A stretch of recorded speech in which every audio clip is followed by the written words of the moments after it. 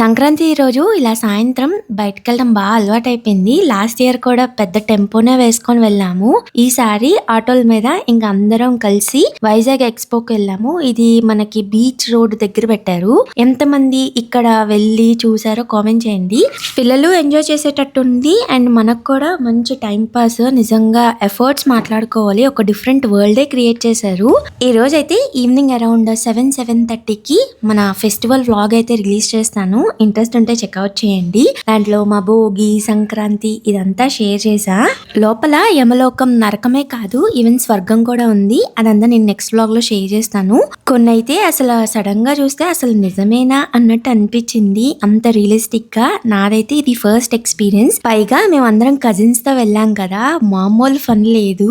మనం చేసే పాపాలకి పైన ఏ శిక్ష వేస్తారో ఇక్కడే చిన్న డెమో అయితే ఉంది. పాపం ఎలాంటిదైనా శిక్ష మాత్రం చాలా గట్టిగానే ఉన్నాయి.